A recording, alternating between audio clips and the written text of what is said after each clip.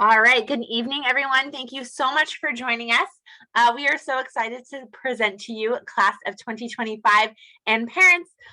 We were in classrooms with all of your students today, and it was so much fun to talk about the future moving forward and just their classes for next year and all of the opportunities that they have.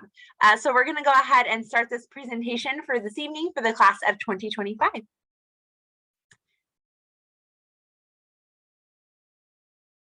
All right, so there are 7 counselors at Claremont High School.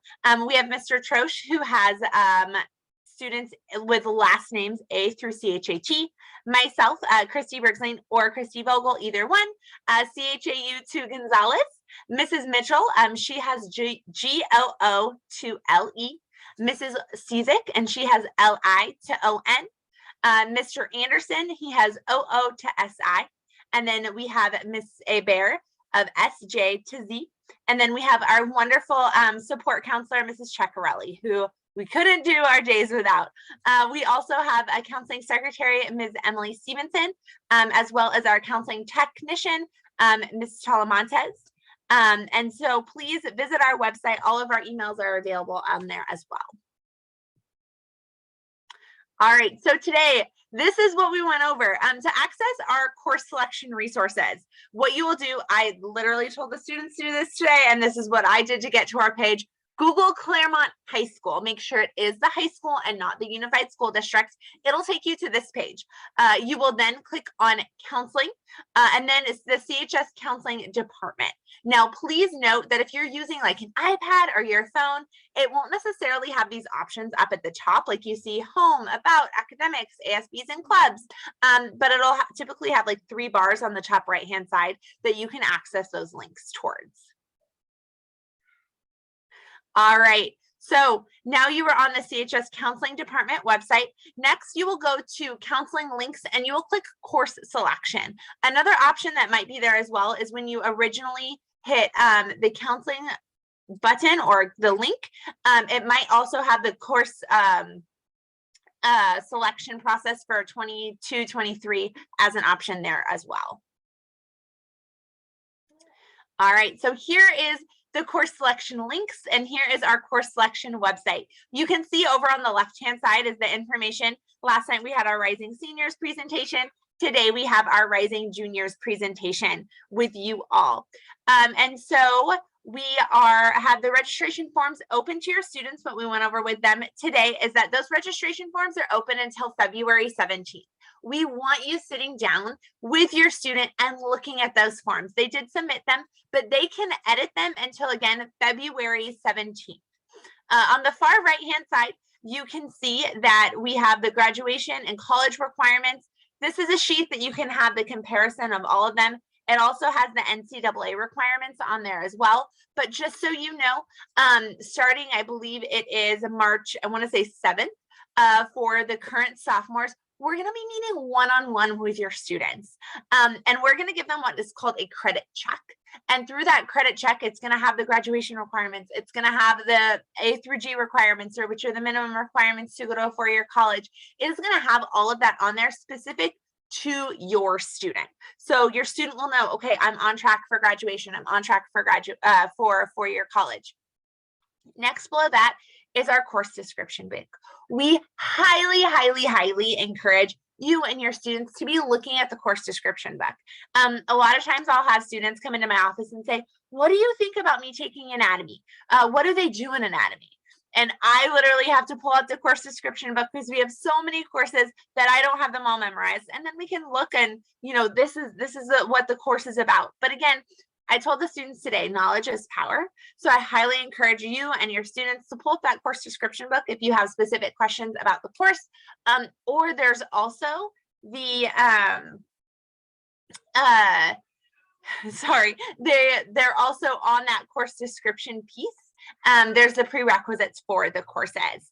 Below that, we have our CHS elective options. These are up to date. We like to say they're hot off the press at all times. And so with these descriptions of our electives, Last year, we joked that literally we had a new course added to the list in the middle of our presentations to students. And so third period didn't know about the class, but fourth period found out about the class because it was added that quickly. So any of our courses you can see on there. Below that is auditions and interviews. It is important to be looking at this list. It will get updated as we proceed through the semester. But if your student is trying to put a class on their registration form that is an audition or interview course, please note that they will have to have that audition or interview to take the class still. So we really encourage today students to follow through with that, or don't select that class, because typically any of our audition or interview classes, we also get a note from the teacher saying that these students will be on my roster or should be on my roster.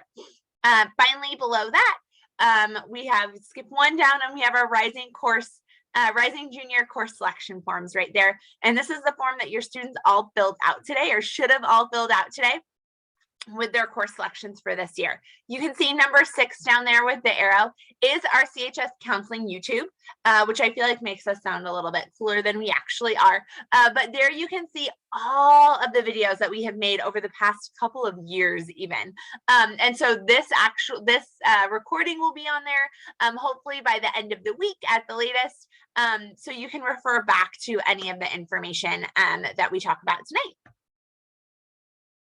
Okay, so this is what your student's course contract form will look like. It says 11th grade course contract 23-24, and your response has been recorded. So this is their response is already recorded. We already know what courses they want, but they can go ahead and edit their response still. Again, I've said it and I'll probably keep saying it 100 times tonight. That they have until February 17th to make edits on this specific form. Then we will meet one-on-one with your students, counselor and student. And at that point, if they still have questions or want to make changes, we can adapt at that point still. But we would really encourage them to be making changes up until the 17th. Students must be logged into their CUSD Google account to submit and edit their course requests. All right, when does school start? School starts August 30th this next year. Always that Wednesday. And then junior registration will be held Tuesday, August 22nd. It's always that week before school starts. It is really important that your student is there and present at registration. So when they get their books, their lockers, their schedule for the next year, their photos taken. So it is really important that your student is at that registration. Also, if they're unable to make it, typically our makeup day is Friday of that week. Important information, most students start their day at 8:30. We have very limited zero period offerings. And again, we went over this with our students today and kind of explained that what we offer zero period and is based on teacher availability. And so this year, unfortunately, we didn't have a ton of teachers that wanted to have a zero period, so we were not able to offer a ton of zero periods this year. It could vary for next year, but it really is just based on availability. What we've told the students is there is a spot that they can write in their course request form. And let's say they have a sibling that you guys need the same start time. We were really encouraging students to write that into their course request form. So I know, okay, nothing that they want is offered zero period, but I have to make sure that sibling both start at the same time. All right, 6 classes are required for all high school students. Sorry, Mr. Trish. Yeah, perfect. We do have a 1 lunch period. There's not multiple lunches. And then juniors who are eligible based on grades, attendance, discipline, can have an off-campus pass for lunch. And this criteria is reviewed every semester. So if for some reason you didn't get an off-campus this semester, you can always strive and get that the next semester as well. Credit to each one of our classes. Of our CHS classes is worth 5 credits. A D is passing for graduation requirements. However, it does not fulfill the A through G, the minimum requirements to go to a 4-year college. You must get a C or higher in those classes for them to be eligible for a 4-year college. And then an F does not earn credits for anyone. And for graduation at Claremont High School, you need 220 credits. We do have some options for summer school this year. There is a CUSD summer school, which is normally to remediate those D's and F's in English and biology and math. We do have some advancement or enrichment classes, and that will be pre-calculus, chemistry. We'll have PE, Art 110, which is a dual enrollment class, meaning that the students get 10 high school credits as well as 3 college credits, which is an incredible opportunity, and Art 199. The CUSD summer school registration link on the CHS website, and it is under the counseling tab as well. All right, out of district coursework. We don't necessarily promote the out of district coursework. It's not our coursework, so we can't advise on that coursework. And sometimes it's not consistent with what is taught at our schools. And so if you are going to take that out of district coursework, we really want to make sure that it meets graduation requirements, college admissions, as well as NCAA.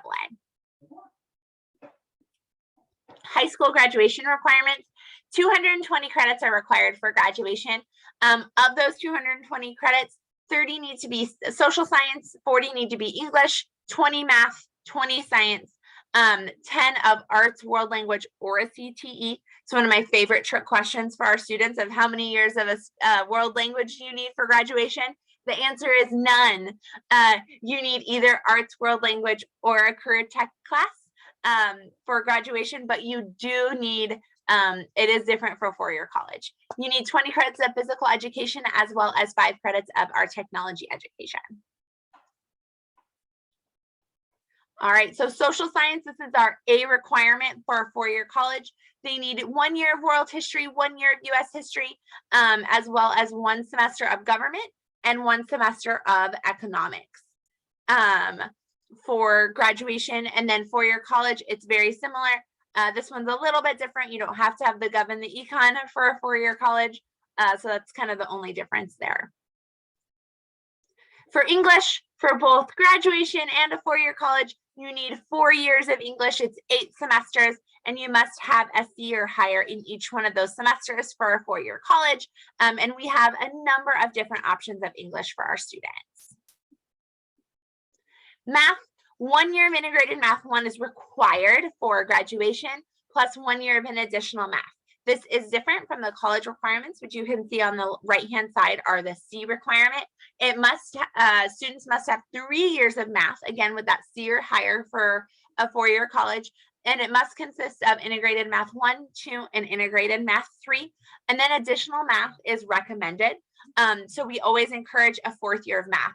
Something we talked about in classrooms today is I know a lot of students might have accelerated doing math 1, 2, and this year they're in 2, 3, and that's technically their 3 years. But we would still highly encourage students sit in a math class all 4 years of high school. The reason for that is not only does it keep up their math skills, so they're ready for math in college, but it also keeps them competitive for colleges. Colleges want to see the rigor in their schedule each year. A lab science graduation requirement is 1 year of a life science, which is typically biology, and 1 year of a physical science, which can be physical science or chemistry. And then the 4-year college requirement, again, most of our students, it's that next generation biology, which is the life science, and then 1 year of the physical science, which has to be, most of our students will do that through chemistry. Very few of our students do it through physics. Sometimes they can, but oftentimes we've seen if a student does do that through physics, they're going to have to take chemistry anyway later on. Physical education, students must complete 20 credits, which is 4 total semesters. They have to take it in 9th grade, and that's 10 credits. They get additional credits if they do sports. So each season of a sport is 2.5 credits. Let's say my son is a football player and he plays all 4 years. Each season is 2.5 credits, and that's how he would complete his PE credits. World language, again, we said or, so it's that 1 year of a world language for graduation requirement, or 1 year of arts, or 1 year of career technical education. For a 4-year college, it's 2 years minimum and the same world language. I had a student ask me today, well, can I take Spanish and can I take 1 year of French? Nope, it has to be the same. And then 1 year of a visual performing arts for a 4-year college as well, which is the F requirement. All right, next is world language. To graduate from Claremont High School, again, I know I've talked about this, it's that either or. You can do the next slide. All right, so the college prep electives, which is our G elective, the UC and CSU systems require one additional year of a college prep elective. A lot of times our students will actually meet this via that government and econ that I spoke about earlier, but any extra class that's an A through G class, so let's say a third year of a language or a science or additional years of math or college prep electives.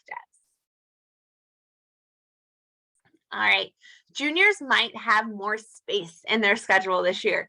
And so maybe they're not taking a class that they took previously. So they might have more room for electives. So we really want to make sure that as students are going through this form, they're listing different electives. They'll have the opportunity of a primary elective and then secondary electives. Please make sure that all of the electives listed are different.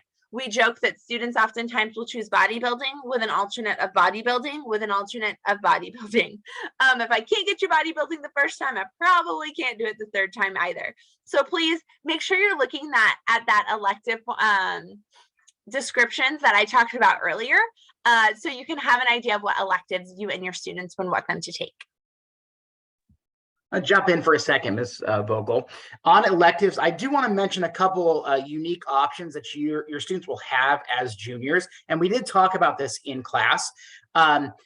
Students will have the option of taking dual enrollment classes. We mentioned this just briefly earlier, but these are mostly going to be electives. These are classes that not only give high school credits, but also give college credits.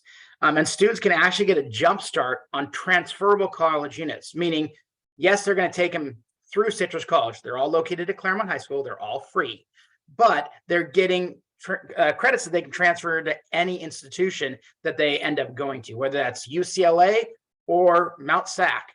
Those credits will transfer, especially to the public university system. So that's one really good option for students to pursue as a junior. Another great option to pursue as a junior is going to be any one of our ROP electives.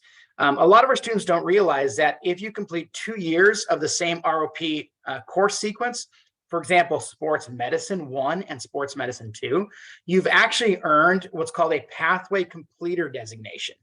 And what that does for the students is during graduation, they get to wear special stoles. It's a really great honor for students who have done a little bit above and beyond the normal students. So I'll hand it back to you, Ms. Vogel.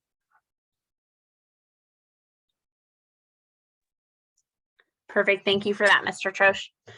Next slide is those dual enrollment courses that Mr. Troche was discussing. You can see them all here. Again, they are on our course description book as well as the electives if you want more information on them. They are a fantastic option for our students. Athletes who want to play sports in college, let your counselor know when we have that one-on-one discussion on that credit check that I talked about. There's actually a place for the NCAA on there as well. So please let us know if you are planning on playing sports in college. And it is important by spring of your junior year that you are registering with the NCAA Eligibility Center. So I would encourage you to do that and visit the NCAA website. The technology exam, it is 5 credits. A lot of our students might already have that completed. A couple of different ways that they can complete it. With our tech ed class, that is an option on our course contract, as well as they can complete it. Some of them might have done it at Robley already. Some of our students also take it during the summer, or they can even test out of the course as well. Clubs and organizations, we want students to get involved. We want students to be a part of Claremont High School. So we would highly encourage students to go to Club Rush. We do have on the ASB portion of our website, there is a club list. So I would encourage your student to look at different clubs, look at different things to be a part of Claremont High School. I often say high school is what you put into high school, right? What you get out of it. So if you're not a part of anything, high school might be boring, but if you're a part of clubs and after school activities, and there's something for everyone at Claremont High School. And if there's not a club that you want, you can start a club, which would be an awesome option. So we highly encourage your students to be a part of the school campus.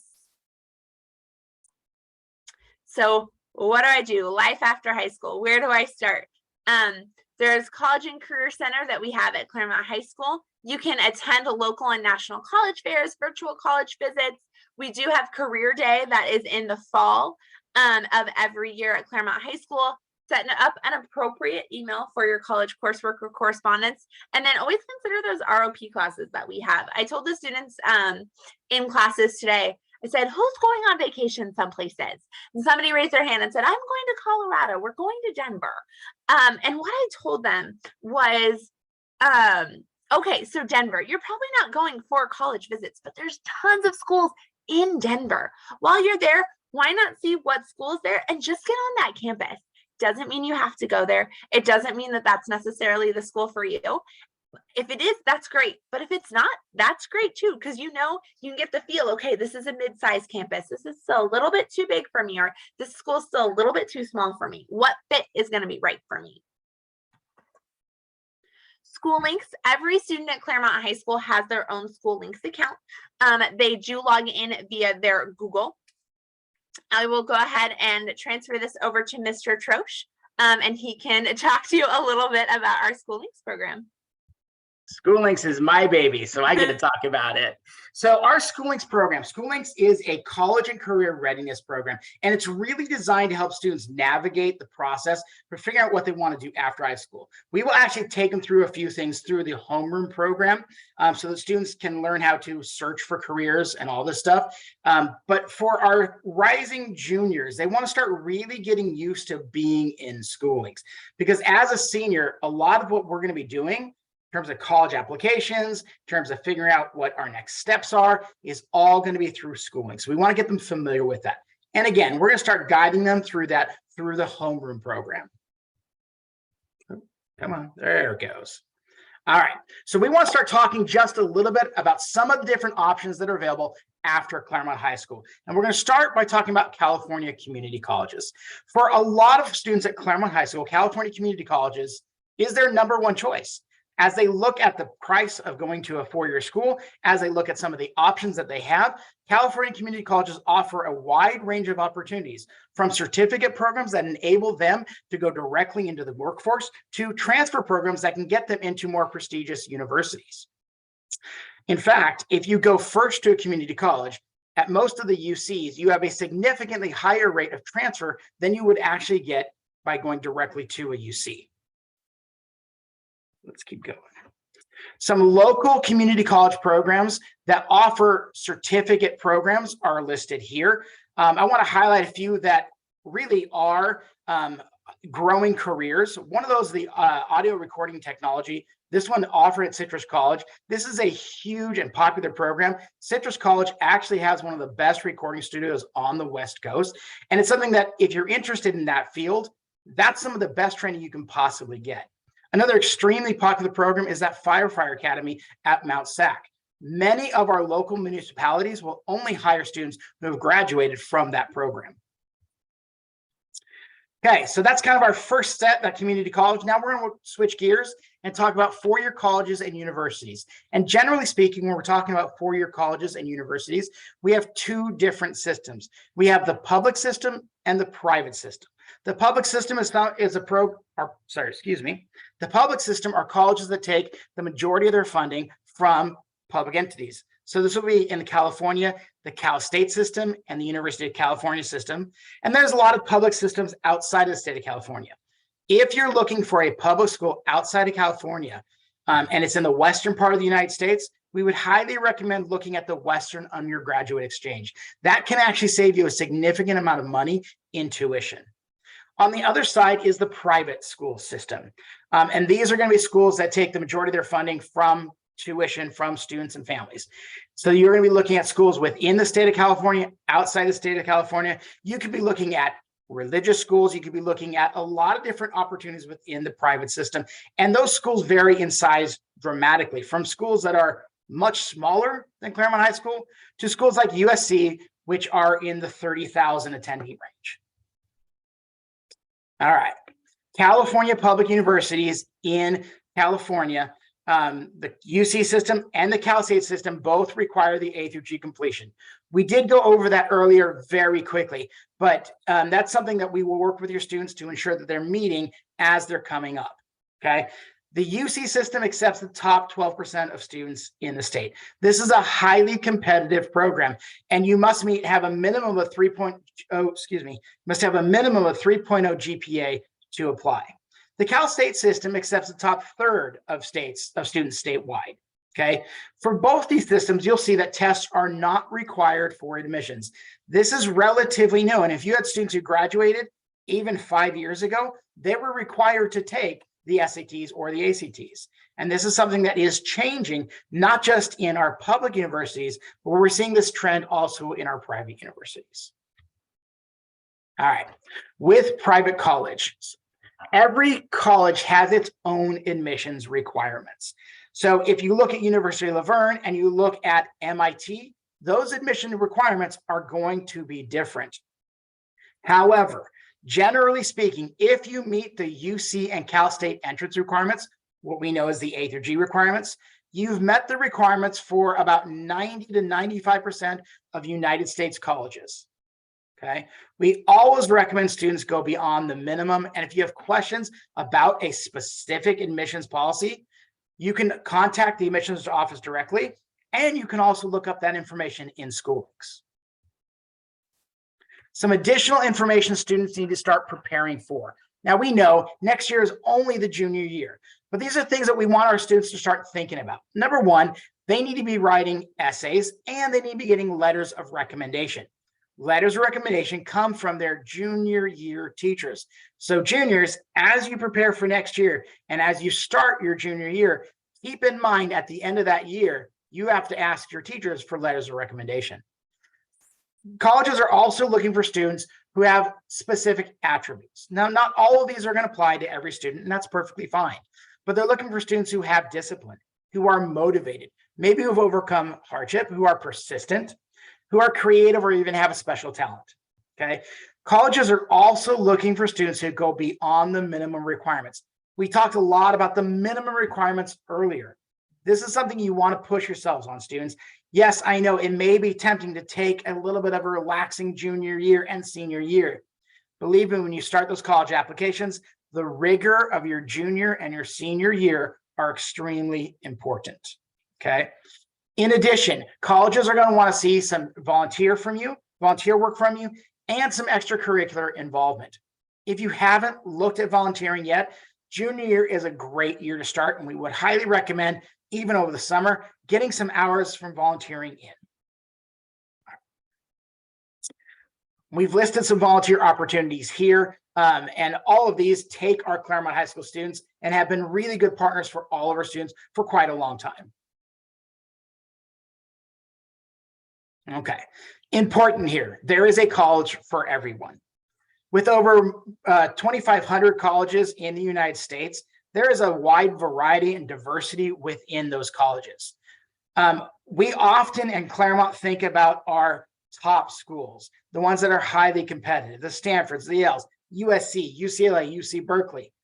But only 185 colleges out of those 2,500 reject more than half of their applicants. And what that should tell you as students and you as parents is that there is a college for every student, okay? We like to use not only SchoolLinks, but also Big Future. These are two great resources to search for colleges that may fit you. When we talk about college fit, what we're referring to is finding a college that fits your personal needs. And if you look at the right-hand side, you see some examples of college fit: cost, diversity, location, major, selectivity, size. But there's a lot more than just that goes into college fit. I would encourage you, jump on Big Future, use their college search engine, jump on SchoolLinks, use that college search engine, do it as a family, and discover some schools that maybe you haven't thought of before. All right, let's talk money. The first thing you need to know is when you get into junior year, in January, we will hold our first major kickoff event for the college application process, and that is our Just for Juniors night. If you want to get ahead of yourself, you can actually go on the Claremont High School counseling page and see the video from this last one. It's a phenomenal presentation with a ton of information. It is long, I will warn you, because there's a ton of information in there. But it's a great start to this process, including talking about financial aid. Financial aid is one of those things that can be a difficult conversation to have as a family. And so some things we'd like you to start thinking about and looking at. Number one, look at the federal aid that's out there, grants, loans, and work studies. Okay, we will work with your students on looking for scholarships and institutional aid. We will give them resources. They need to follow up and look for scholarships. We'll talk with them about that. There's also need-based aid and merit-based aid. Now, this is money that comes directly from the institution, and they're two different pools of money. Your need-based aid takes a look at your ability to pay and gives you financial aid based upon your ability to pay, while merit aid looks at your performance. So need-based aid, my family's struggling financially. We need extra help to get our student to college. Merit-based aid is going to deal with your grades, your performance in a sport, your performance in band or choir or theater. That's what merit-based aid is going to look at. The one thing right now I would really encourage students to do is don't let the sticker price deter you at this point in the process. If you were to look at Cal State LA, you're going to see a tuition about a little bit less than $10,000. Whereas if you were to look at one of our local four-year schools like Pitzer, you're looking at 35, 40, and some of those will even go up to $50,000 or $60,000. But a lot of those private schools have bigger pools of money in that need-based and merit-based aid that you won't get at a Cal State or a UC. And so you may actually find the real price you pay to be much different than what that sticker price is. Something that we would encourage you to start looking at is the net price calculator. Now, this is very specific to each individual school. So if you were to go to, let's say, Pitzer or University of La Verne and search in their little bar there, net price calculator, it'll pop up. They'll ask you to enter some of your own information, including your information from your tax returns, and it will spit out an estimate of what you're expected to pay. Now, this is based on students who currently attend. So you're getting a really pretty solid estimate on what your expected price should be. Okay. That last little website down there, fastweb.com, this is a scholarship website, and it targets scholarships based upon your students' demographics. This is a really good thing for you as parents and students to sign up for, because it will actually start emailing you potential scholarships that are available. All right, FAFSA and Cal Grants. Very quickly here. Your FAFSA is your gateway. All financial aid comes through the FAFSA. Okay. Your FAFSA, students will file in their senior year. It'll be based on your tax filings from next year. So this time next year when you file your taxes, that's what it's going to be based on. Okay. We will provide more information on FAFSA in both the junior and senior year. The other thing I wanted to briefly mention is that Cal Grant. Cal Grant is for students who are from California, California residents going to school in California. So if you go out of the state, you will lose that money, but it's additional money for students who are staying in California. Okay.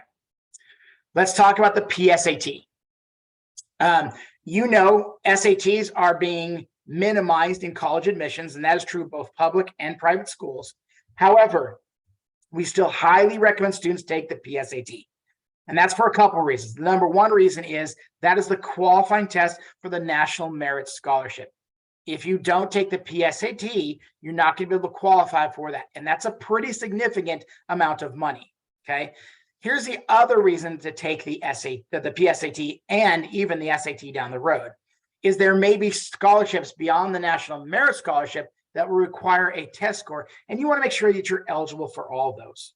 In addition, some of you may be applying to private schools that will still require an SAT, or that may give you a little bit of extra consideration because you've taken an SAT or ACT. The PSAT is offered one time per year, and that is in October. During registration in August, you will have a chance to sign up for the PSAT. All right. I'm going to briefly go over ACTs and SATs. We talked about colleges kind of minimizing the need for those. However, we would still, I think all of us as counselors would still recommend you consider taking one and or both of these. Okay. Basic differences between the two are listed here, but I'm not going to go into too much detail on this one. We're going to keep jumping on because we're going to talk about, is it on here? Back here. We'll talk about schools that do not require any SATs or ACTs at all. Okay.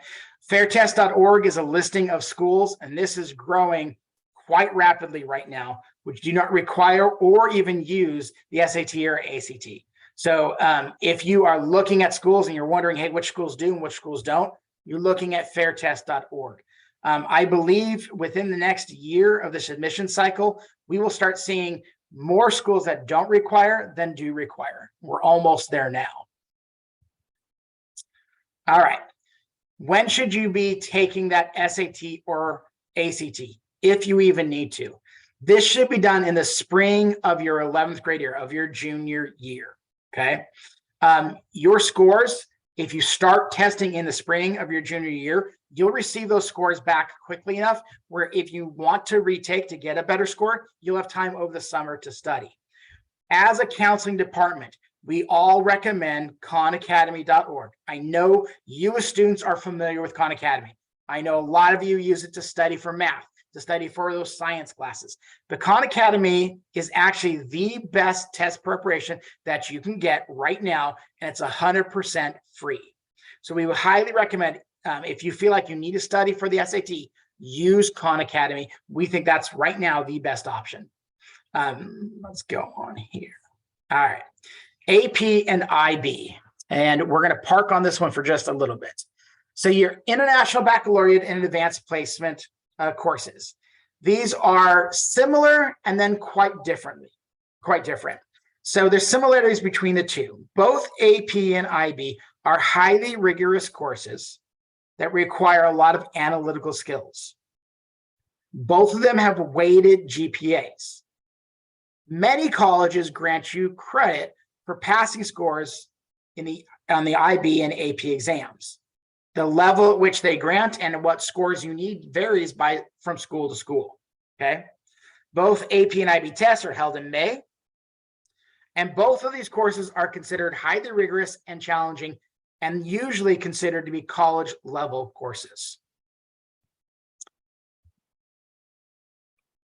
The IB diploma program is a full program. So unlike AP, where you can kind of pick and choose, if you are a full diploma candidate in IB, you are taking 6 courses out of 5 disciplines in order to be a full diploma program candidate. 3 of those courses need to be higher level. 3 of those courses need to be standard level. Let me explain the difference. I know this is kind of new for everybody. Higher level indicates courses that are 2-year courses. So for example, every student will take IB, History, HL1, and HL2. That's a 2-year course that meets one of those higher levels. Standard level courses are single-year courses, and that is going to be found in science, math, and a bunch of different subjects, okay? Every student will take the Theory of Knowledge class, and that'll be done both in the spring of your junior year and the fall of your senior year. To be a full diploma candidate, you also must complete an extended essay, which is an individual opportunity to explore an area of interest for the student. This is usually done over the summer between junior and senior year, and there is always a faculty advisor to help students along in that process. The last area that IB full diploma candidates must meet is the creativity, action, and service component.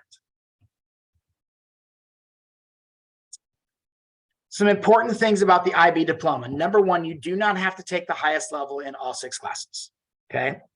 But all diploma students will take the highest level in history and English. Your third HL, you get some choices, and I mentioned this earlier, but this is some of the choices that you do have, okay?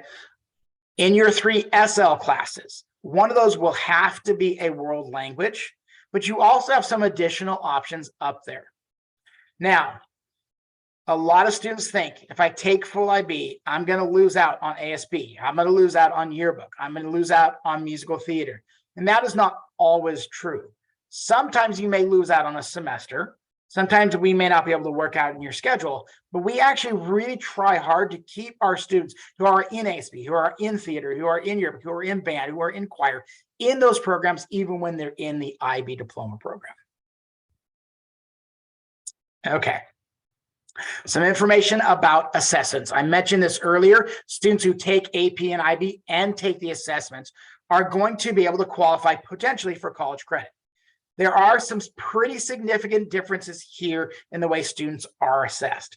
The advanced placement tests tend to be about 3 hours long, and they have significant amounts of multiple choice. Okay. The advanced placement costs about $100 per exam. And I will tell you that is the current year's fee. Those are subject to change. Okay. In IB courses, you're at about an hour and a half per exam. So it's a little bit shorter. Okay. The IB exams tend to be almost entirely written, meaning there's very little multiple choice and students have a chance to write out their answers on those exams. IB exams are a little bit more expensive at $119. And part of the reason for that is because all of the exams are written exams. It takes a little bit more time and energy to grade those. Okay. Let's talk about ROP. I did mention this a little bit earlier. Claremont High School has some excellent classes here on our campus listed there. Sports medicine, stage technology, introduction to mental and behavioral health. We have lost our business management course that is gone, but we do have a new audio technology course that's in there. Okay. In addition to what's offered at Claremont High School, there's some additional courses that are located pretty close to us in Ontario, in Upland, and these courses have a few more options. We have cosmetology, we have welding, we have HVAC, heating, ventilation, and air conditioning. I have several students doing both welding and HVAC.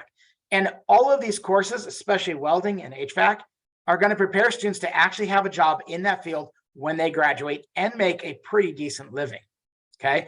ROP courses earn credits through Claremont High School, and some of them are articulated to community colleges, meaning they can also earn credits at a community college. If it's something you're interested in, number one, talk with your counselor. And number two, let's talk with Mrs. Miller in the Career Center. All right. Athletes who want to play sports in college. I'm going to narrow this down real quickly. Counselors are going to be talking with students about their athletics and making sure they're meeting the NCAA requirements. But as a junior, that's really going to start the process of recruiting for you.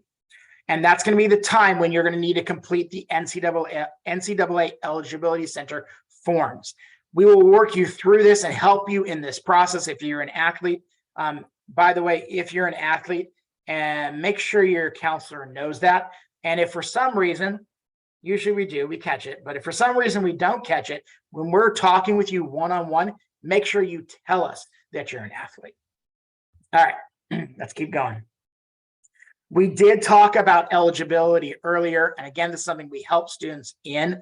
One key point here, students must have a 2.3 core curriculum GPA, meaning in the courses that they're taking that are NCAA approved, they must have a 2.3 GPA. And that is out of 16 of the approved courses for Division I schools. So what happens if you fail a course along the way? Well, we've got summer school for you. And in fact, if you look at the Claremont High School course selection website and scroll all the way down to the bottom, you will see a link to pre-register for summer school. In addition to that, when we meet with your kids one-on-one, students, when we meet with you one-on-one, we will be talking with you specifically about summer school. And we'll be making some suggestions in terms of what classes might be good for you to take. But let's say you haven't failed a class and you've done really well. Well, Claremont High School also offers enrichment classes. We did talk about those a little bit earlier.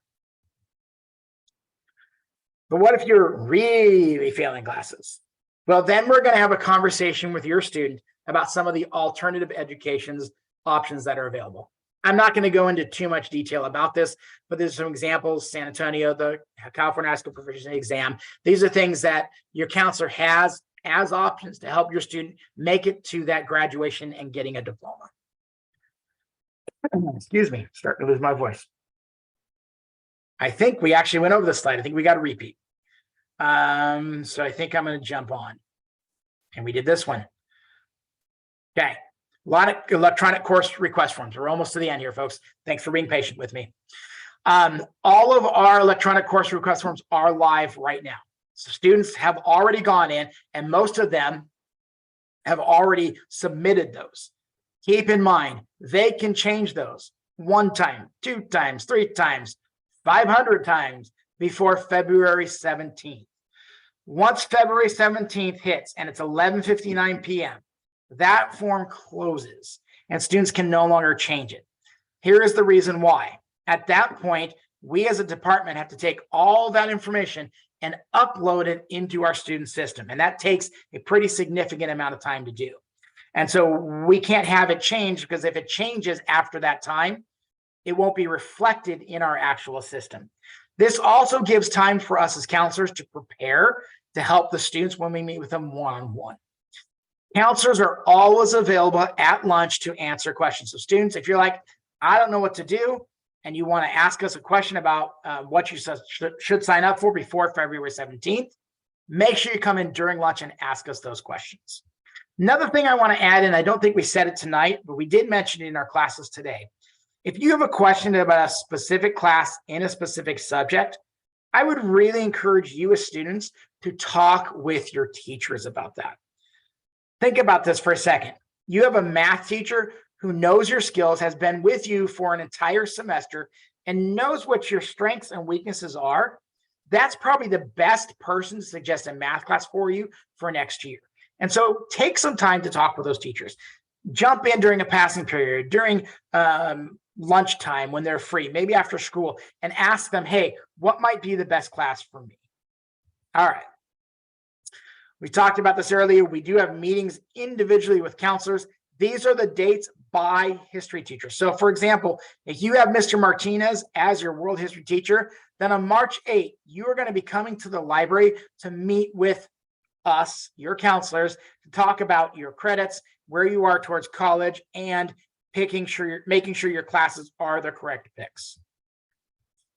And at that point, we've buzzed through all of our slides and we're finished. So we would like to open this up for questions. So please, I know we've answered, it looks like 17 questions already. So Ms. Cizik and Ms. Aber, I know you're busy typing away there, and I very much appreciate it. But if you have additional questions, please go ahead and post them in the Q&A, and we will start answering those live. And I'll invite Ms. Bergsley, Ms. Cizik, and Ms. Aber to join me in this process. So any additional questions at this time? There were a couple of questions asked that we deferred to this portion now. Perfect. One question was regarding the request to enter a science class for junior year, even though their student has completed the 2 years of science for the diploma and the 2-year science requirement minimum for college admission. And the questioner was wondering, why is that a piece on our form? Why are we almost forcing students basically to select science next year? Absolutely. And on the form, you are correct. We are forcing students to take a science next year. That is absolutely correct. And the reason we're doing that is very specifically, we want students to be as competitive as possible for college.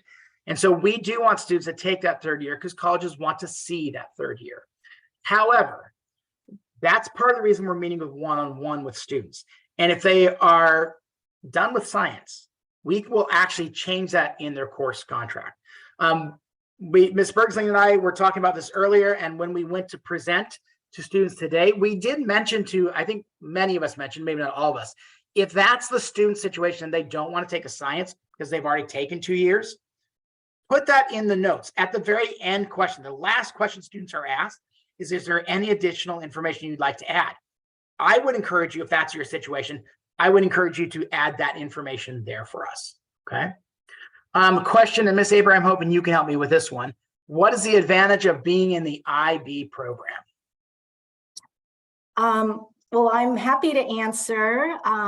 There are some advantages to the IB diploma program. I think one of the questions that students might be asking themselves is how they like to learn best. Do they like to participate in class discussions? Do they like to delve deeply into subjects? IB curriculum does both of that. The IB coursework really seeks to have reflection, to have connections among subjects, to have that interconnectedness in the class. And IB classes tend to have a less breadth in terms of content, but go over their content very, very, very deeply. For example, IB History of the Americas, which is a required component of IB diploma at Claremont High, is a 2-year course sequence because we're covering, or they cover, North and South America, history of the Americas. So they go very deeply into the subject matter, and that takes time, but they do it at a very, very specific level. AP classes are 1-year duration. Many of the IB classes have a 2-year course length. So IB biology is a 2-year course sequence. IB history is a 2-year course sequence, as is English.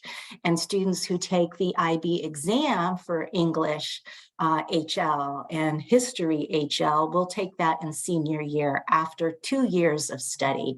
And as you had mentioned, many of the IB exams are far less multiple choice questions, but rather papers, essays, short answers, so that students can convey what they have learned over the course of their 2 years. Another advantage potentially for some for IB diploma is that the program has both the curricular requirements. You must take a balance of 3 HL courses and 3 SL courses and their respective exam by senior year. So there's that portion. There's something called the extended essay, which is a requirement of the diploma program. Around 4,000 word essay, a topic of a student's choice. They have an advisor to help them with their extended essay development and their stages of deadlines with the extended essay, so it becomes a manageable project. But over the years, I think we've all seen students take on this responsibility and learn a lot about themselves and a subject matter that interests them. I have a senior this year who is doing her extended essay on the Salem witch trials and the impact of how women were perceived at that time. And it's really fascinating. And it's been really exciting for her. And it's just a really growth project for many students. The other component for IB diploma is creativity, action, and service. And that is defined by many ways that you can serve your school and local community. You can serve your school in the theater, on the newspaper, in ASB, as an athlete. You can serve your community at home, in your house of worship, if you belong to one, or maybe you're a Boy Scout, Girl Scout. There's lots of ways to serve, but that connection, the creativity, action, and service really creates a real network of connection for students. So, thank you, Ms. Haber. Appreciate that. You're welcome. Sorry about the long-winded. I do want to add, since we're talking about IB, and I want to make sure we mention this tonight. There is an IB webinar on Thursday at 7:30. And so like I see a question here about IB music.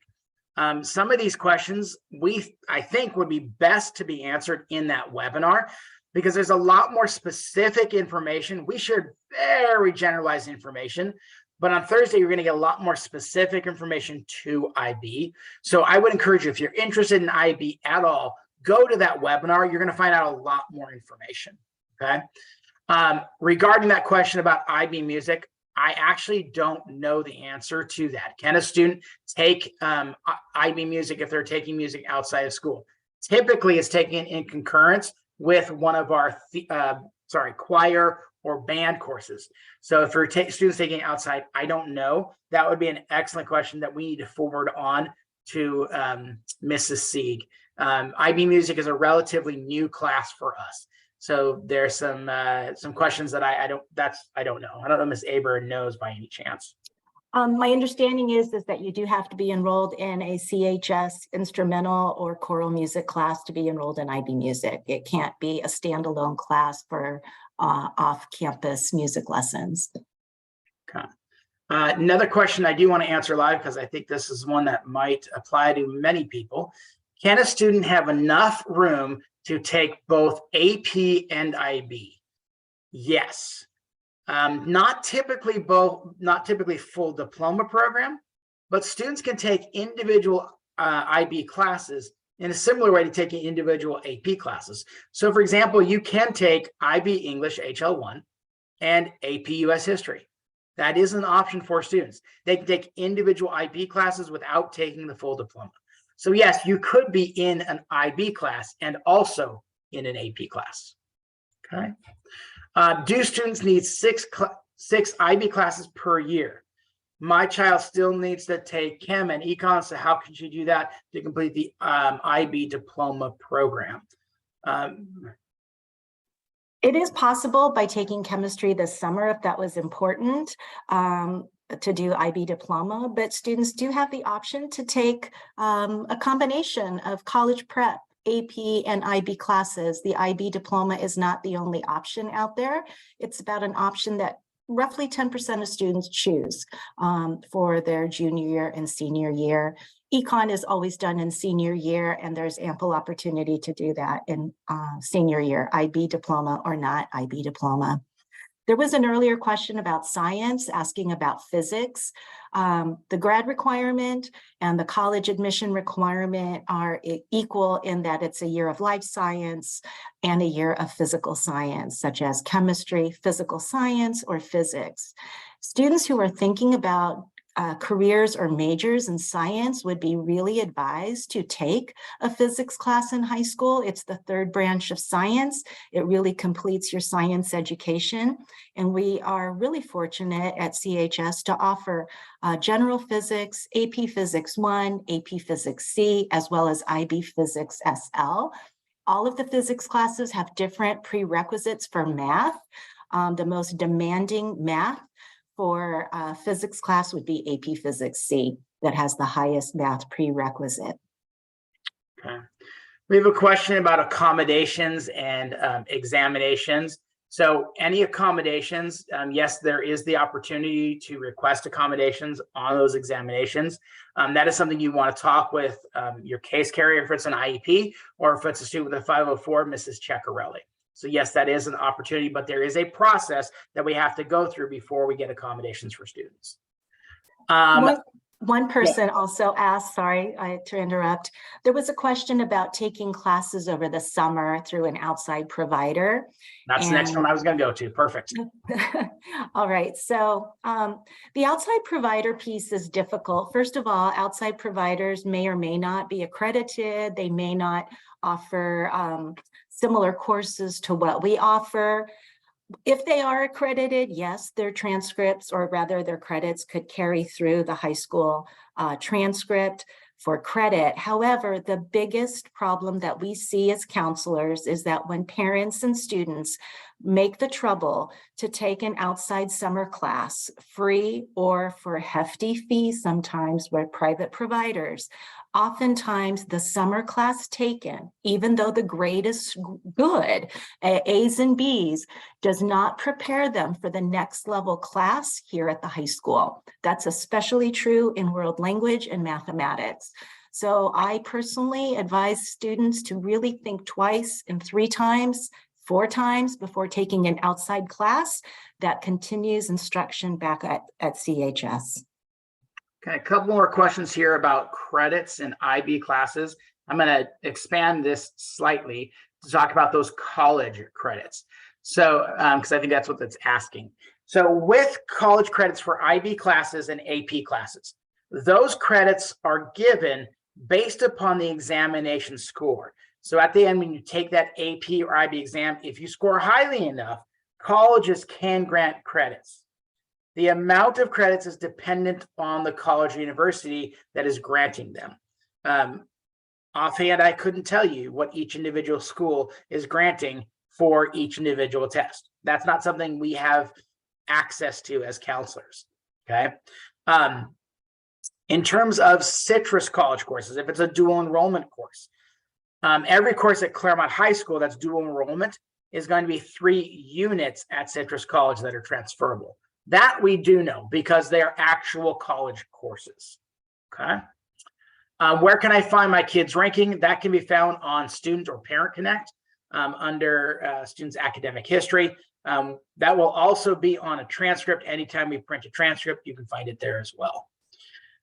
We did that one. Sorry, let me.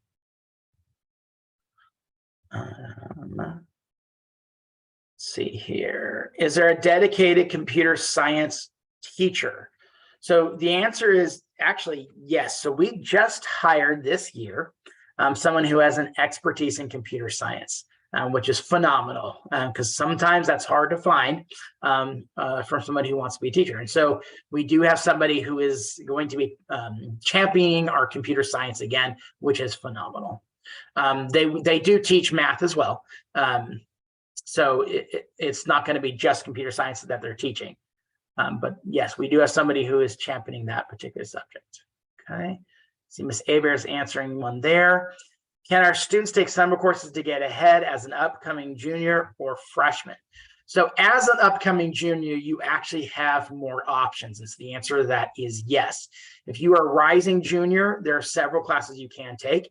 And if you take a look at the course selection form, or sorry, not the course selection form, the summer school form, which is at the bottom of the course selection website, you can actually see what is available.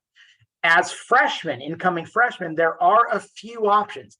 It is a separate form, so you want to take a look at that freshman specific form. But yes, both rising juniors and rising freshmen will have a few options to get ahead. Okay. Oh, perfect. We had somebody who just signed in now. That's phenomenal. To let you know, this is actually being recorded. And so when we're done tonight, I will be uploading, or it'll take a while, but I'll be uploading YouTube. It'll probably be uploaded to YouTube usually by the end of the day tomorrow. And you will actually see that listed on our course selection website, right where you found the link for this webinar. That link is going to change and you're going to see the recording for this webinar. It'll be located right there. Okay. There was a question about dual enrollment classes during the summer. I know Asperger's answering this, but I do want to mention it. Yes, we do have some dual enrollment classes offered this summer. So it's a great opportunity to get ahead as well, especially for our rising juniors. Is there a technology proficiency exam that needs to be passed? So students can complete their technology education requirement either by taking the class or alternatively by taking a proficiency exam. So yes, one of those two options is what the students will be looking at to complete that requirement. Okay. What are the requirements to take pre-calculus over the summer? So a student must have completed integrated math 3 by the end of the school year to take pre-calculus over the summer. To give anybody a fair warning, taking a full year of pre-calculus over the summer is quite a challenge. And so students really do want to have done well in integrated math 3 in order to take pre-calc over the summer. Okay. If a D is received in a core class, do I need to take it over the summer? And this will be the last question because I just noticed we just hit 7 o'clock. So if a D is received in a core class, we would recommend taking it over the summer. A D does meet graduation requirements, but it does not meet the Cal State, UC, or college requirements. So yes, we would recommend taking it over the summer. And with that, it looks like we have no more open questions. So we want to thank you for joining us tonight, and we appreciate you joining us for this information, and we hope this was helpful. And again, students, if you have any questions, please jump into the office during lunchtime. We will be glad to help you during lunch. Thank you guys. Have a great evening.